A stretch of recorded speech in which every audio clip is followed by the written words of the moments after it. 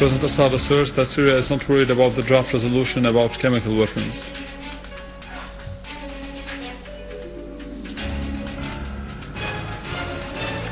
And Syrian Arab Army continue to chase terrorist gangs in Homs.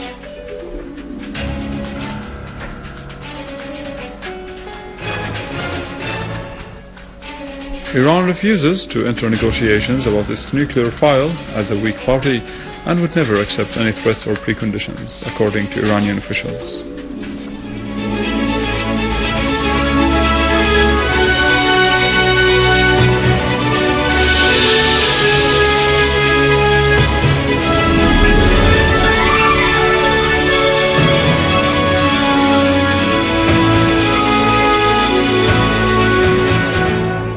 Good afternoon, this is the news in English from the Syrian Arab television in Damascus. President Bashar al-Assad asserted that the Syrian Arab Army was built on the basis of traditional war, so it will suffer no harm by giving up its chemical weapons. In an interview with the Chinese television station CCTV, the president asserted that Syria called upon the United Nations Security Council 10 years ago to empty this region of all mass destruction weapons.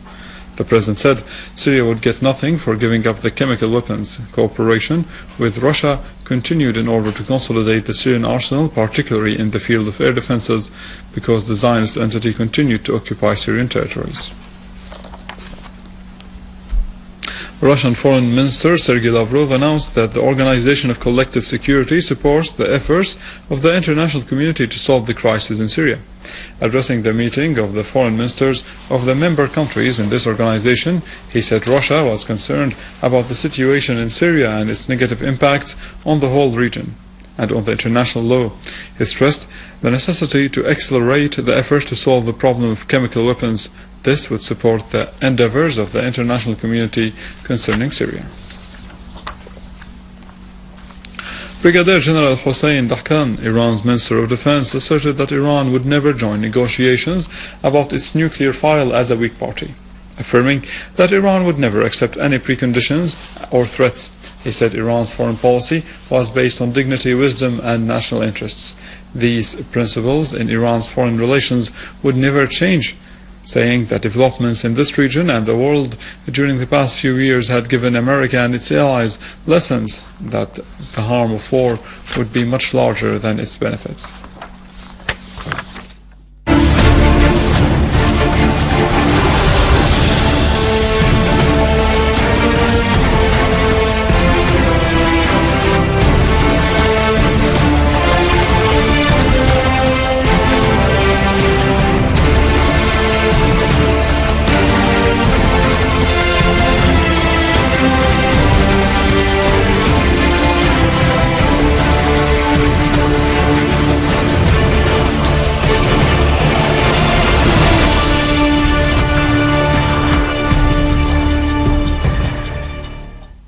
Security forces confiscated large quantities of drugs and explosive devices hidden in a vehicle at one of the entrances of Homs city. The captured materials included narcotic pills, night binoculars, and various types of ammunition in a Suzuki vehicle before it entered Homs.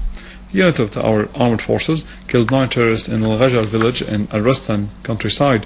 Another unit destroyed an anti-aircraft gun and a terrorist hideout in al-Zafarana. 5 other hideouts were also destroyed, and the terrorists hiding in them were killed and wounded. A Syrian Arab Army unit clashed with terrorist groups in Jurat al-Shayyah, killing most of them. In Aleppo, Syrian Army units targeted the terrorist gatherings and hideouts near the central prison of Aleppo, in Khan al-Asal and in al-Wadi village, killing many terrorists, including the 2 terrorists Mustafa Taha Misto and Usama Majd al-Hillu from al-Nusra front. Syrian Arab Army units also destroyed convoys of cars, killing all the persons inside them near Al-Nerab camp and Banan village. They also destroyed rocket launchers and mortar guns in Queris, Al-Jdeide and Rasm al-Aboud. Another army unit clashed with an armed terrorist group, killing all its members, and foiled a terrorist attempt to infiltrate into the secure areas in Al-Leramoun and the markets of Old City, killing many terrorists and injuring others. In a statement, Al-Asifa forces, the military wing of the Palestinian National Liberation Movement, Fatah al-Intifada, announced that it It is responsible for the operation carried out by the heroes of al-Asifa forces in the city of Hebron yesterday, which killed an Israeli soldiers and injured 4 others near al-Ibrahimi mosque in the city. No one was injured from al-Asifa forces, according to the statement. As a result of the operation, Israeli settlers attacked Al-Meida neighborhood in the Old City in Hebron, while the Israeli occupation forces imposed a full siege on the city. Accordingly, al-Asifa sources pledged in its statement to continue the armed struggle in order to liberate Palestine.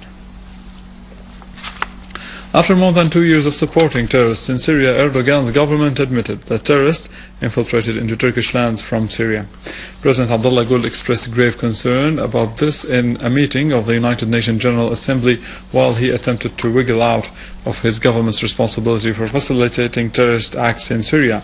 Now, however, he resorted to the pretext that it is very difficult for Turkey to stop these terrorists because its borders with Syria are more than 900 kilometers long. With this, we come to the end of our news for today. For more information and details, you can visit our website in English, www.syriaonline.sy. Stay with us, the latest in the world of markets and finance in our economic news, but after the break.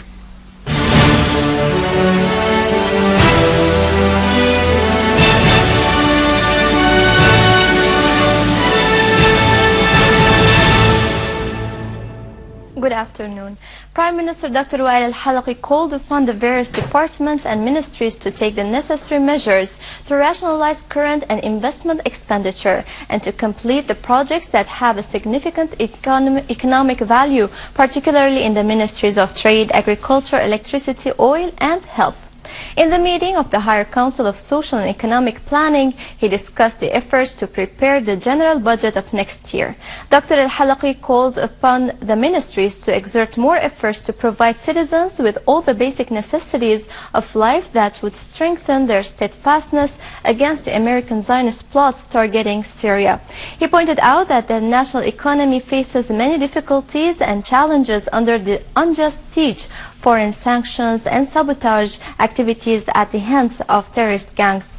This made it urgent for everybody to work as a united team to overcome these challenges and to complete the process of construction and stability.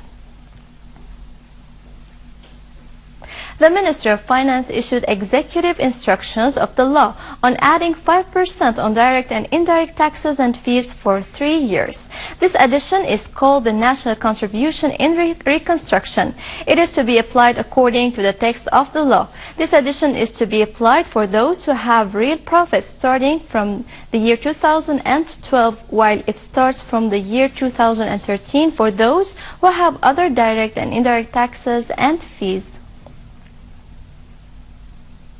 The Minister of Agriculture and Agrarian Reform said that the price of the kilogram of seed cotton for the current agricultural season is 100 Syrian pounds for the first and the second categories during the harvest period, which continues until the end of the year. The ministry has recently clarified this matter to the Ministry of Industry that had previously asked for this clarification in order to take the necessary measures to buy the crop from the farmers without any delay. The real estate bank started selling the dollar in specific rates set by the Central Bank of Syria. The dollar selling operation, which is for intervention purposes, is the first of its kind during the current period, as the Commercial Bank of Syria has been recently dedicated for selling the euro. The real estate bank confirmed that the selling of the dollar began yesterday in its branch in Dummar, as it is the only branch which sells foreign currencies to the citizens, pointing out that there is a balance of $50,000 available in the bank, and this amount is enough to meet the demands of 100 citizens who want to purchase. Brent crude held above $109 a barrel, pairing earlier losses after robust manufacturing data from China lifted the outlook for demand from the world's second largest oil consumer.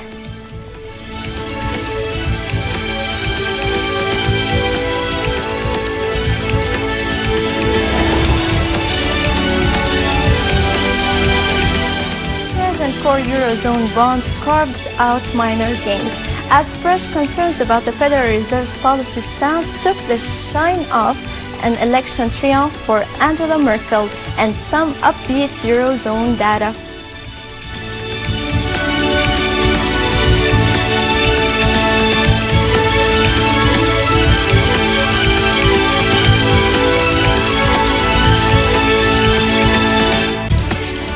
Gold edged lower, extending the previous session's sharp sell-off as confusion over the outlook for U.S. monetary policy weighed on prices. Spot gold was down 0.4% at $1,319.76 an ounce.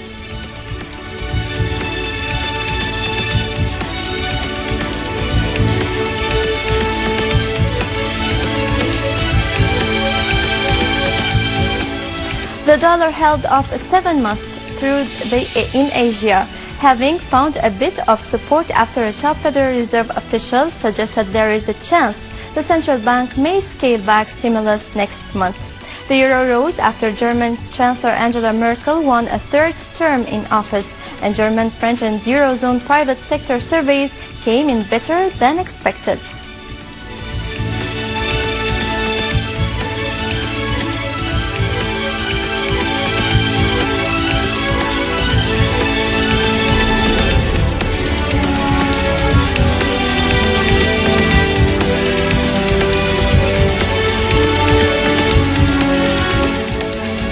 With this, we conclude our news. Thank you for watching us, and goodbye.